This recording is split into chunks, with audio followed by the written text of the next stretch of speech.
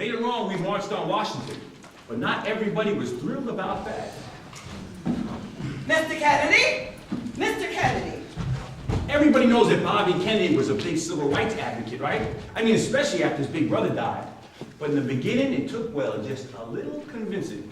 Mr. Kennedy? I don't care if Harry Belafonte calls me till the cows come home. Have you read some of his remarks? Claiming that my big brother's dragging his feet on civil rights? Or what is he now, the spokesman for the movement? Why doesn't he go back to limbo dancing or whatever he does? But, sir, he's on the line. Let him call and tell him I'm not in. But, sir, Mr. Harry Belafonte has called 6 times already today. Can't you hear me? Yes, sir. Tell him I'm in a conference, a very long conference. Might take days, months maybe. Tell him I'm in Cuba. Sir, have you read the New York Times today? Martin Luther King plans on marching 60,000 black people down Pennsylvania Avenue. 60,000, sir. Harry Belafonte, is that you? My goodness, how long has it been? Since Jack's inauguration, really. Well, I hope your family's all well, and I love that Calypso thing. Now, about this march, Harry. Let's call the 60s a decade of hard choices. You all know I love to entertain. Well, I became the first black man in America to operate a major film production company. I reached the pinnacle of my career the day that Otto Preminger called me on the phone. Harry Belafonte, is that you? Yes, who may I say is calling? It's Otto from Carmen Jones. Carmen Jones was the big black smash hit musical in the 50s. It won several Academy Awards. Oh, Otto won himself one. So now he calls me Harry. Harry, my friend, are you still there? Did I catch you at the bad time? Should I call back later? No, Mr. Preminger.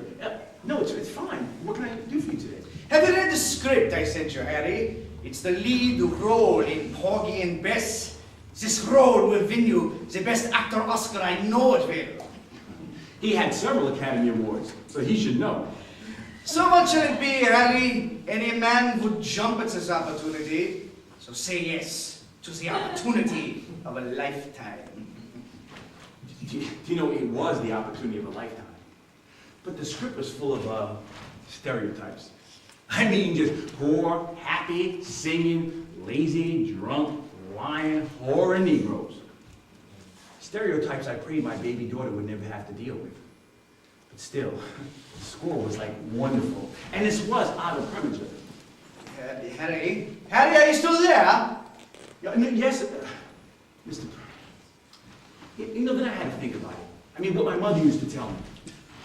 Harry, live each day as if it were your last. Never do anything that you would not be proud to claim in the judgment. So I asked myself, Harry, I said, would you be proud to leave behind images that would make your baby daughter feel ashamed of herself? No, I said, I wouldn't. I'm sorry, Mr. Preminger, but I'm going to have to pass on this one.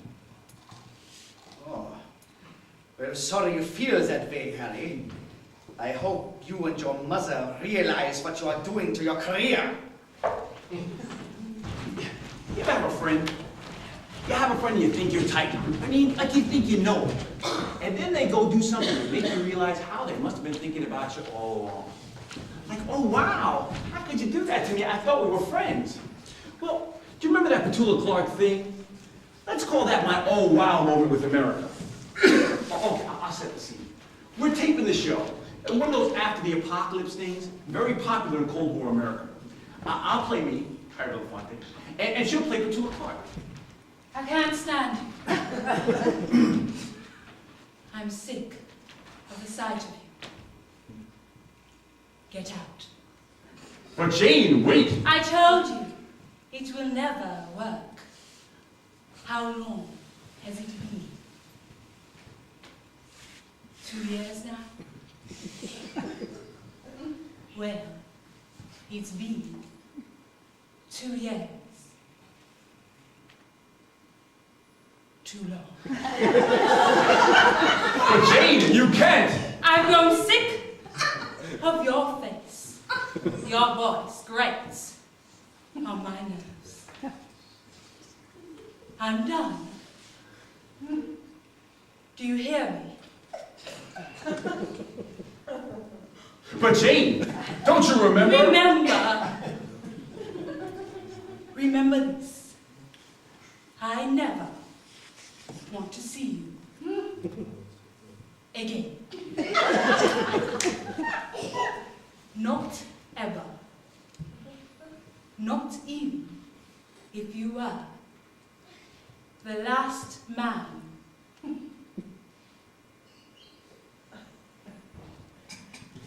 Oh no. Jane, don't you remember? I am the last man on earth. Then it happened. She shuddered and... No, that's it. That's it. She put her hand on my elbow. I mean, neither of us even noticed. I've been happily married and monogamous for many years, so... I mean, gosh, who was thinking about it? But it was like the thundering of the great armies that marched into Armageddon. GB, this is BB. I need to speak to the CEO of the IEO. Hello, BB. What the heck is up there? GB, have you seen the TV? Well, this WL just caressed the upper arm of a BM. Oh, what of a who? It's code, stupid.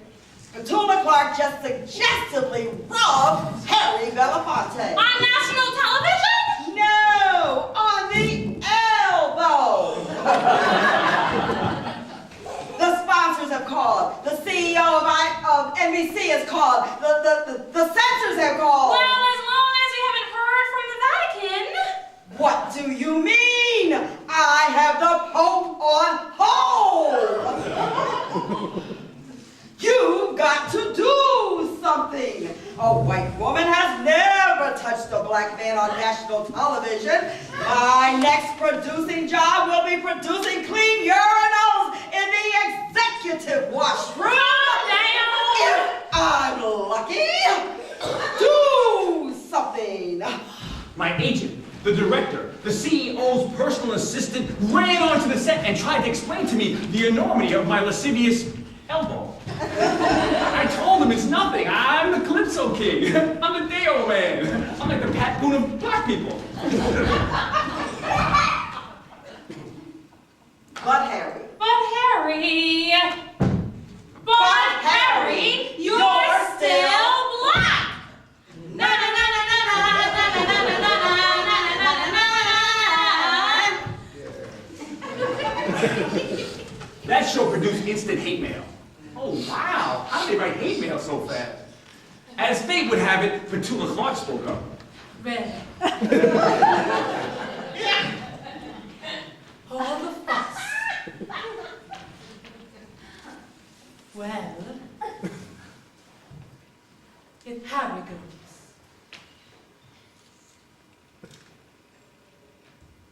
I go. Really? Petula and I were nominated for Emmys. That was the most watched show in that time slot that year. I'd call that poetic justice. Hit it, Bob. Well, the times they are a-changin'.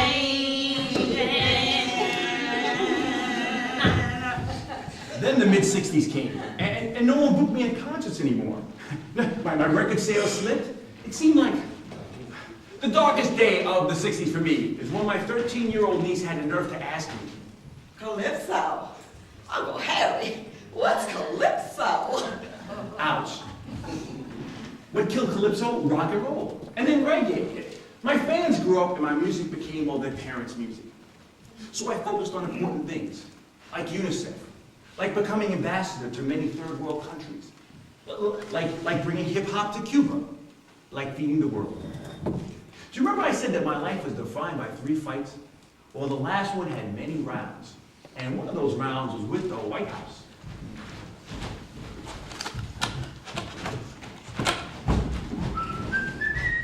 My people have assured me that we will bring